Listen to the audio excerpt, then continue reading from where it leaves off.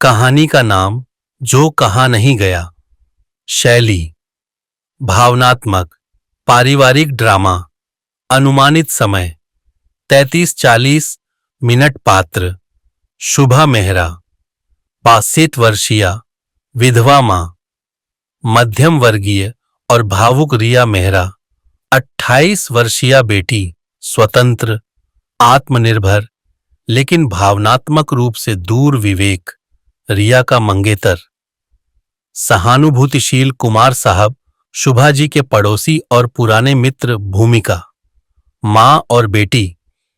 एक छत के नीचे शुभा मेहरा अकेली रहती हैं, दिल्ली के एक फ्लैट में। उनका पति वर्षों पहले चल बसे थे।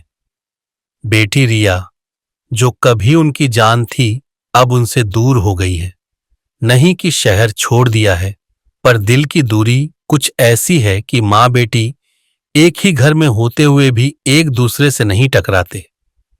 पहला हिस्सा, यादें जो कमरे में रह गईं। शुभा दीवार की घड़ी की टिक टिक में बेटे की हंसी और बेटी की शरारतें खोजती हैं। हर कोना, हर कमरे का रंग, हर कुर्सी की चूड़ चूड़ाहट किसी बात की याद दिलाता है। पर रिया अब काम में व्यस्त रहती है, न बात करती है न टकराती है। वो जब भी देखती है मां को, कुछ कहने के लिए होंठ हिलते हैं, पर आवाज नहीं निकलती। दूसरा हिस्सा, अधूरी चिट्ठियां। शुभा एक डायरी में चुपचाप चिट्ठियां लिखती हैं, रिया के नाम, जिन्हें कभी भेजती नहीं। उनमें होता है मां का प्यार, सवाल, डर और सबसे ज्यादा चुप्पी। रिया, आज तुम्हारा मनपसंद आलू परांठा बनाया था, पर तूने कहा बस करिए मां, मैं डाइट पर हूं।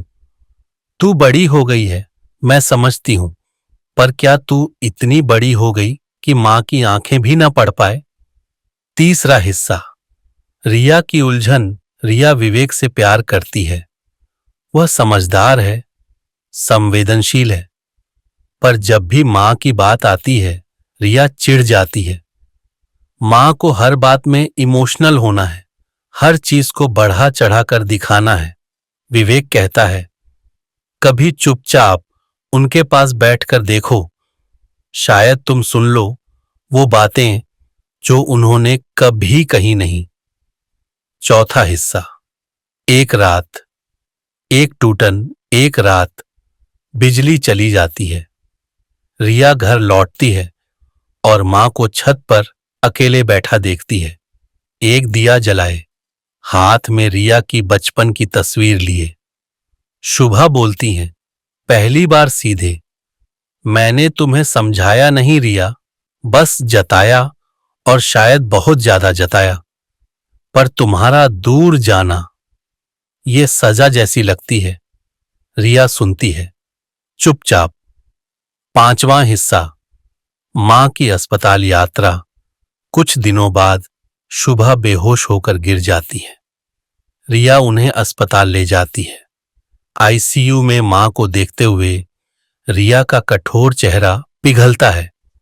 उसे याद आता है मां की गोद में सोना, चोट लगने पर मां का फूंक मारना, परीक्षा के दिन ताबीज पहनाना। वो रोती है, पहली बार अपने भीतर की बेटी को महसूस करती है। छठा हिस्सा, अंतिम चिट्ठी। शुभा की हालत नाजुक है। रिया घर लौटती है और मां की अलमारी से डायरी निकालती है। वो चिट्ठियां पढ़ती है। रिया, जब तू स्कूल से रोती हुई लौटी थी, मैंने तुझे गले लगाया था, पर जब तू बड़ी होकर अंदर से टूटी, मैंने कुछ नहीं कहा। क्या यही मेरी भूल थी? मैंने तुझसे कभी नहीं पूछा कि क्या तू खुश है, क्योंकि मुझे डर था कि शायद तू कहे नहीं और मैं टूट जाऊं। रिया फूट फूट कर रोती है और पहली बार वो अपनी मां के पास जाती है, कहने नहीं, सुनने के लिए। अंतिम दृश्य, सूरज और साया अस्पताल से बाहर निकलते हुए मां और बेटी साथ चल रही होती हैं। रिया धीरे से मां का हाथ पकड़ती है। मां, बहुत कुछ छूट गया है ना? शुभा हंसती हैं। नहीं, अब कुछ नया शुरू हो रहा है। अंतिम पंक्ति।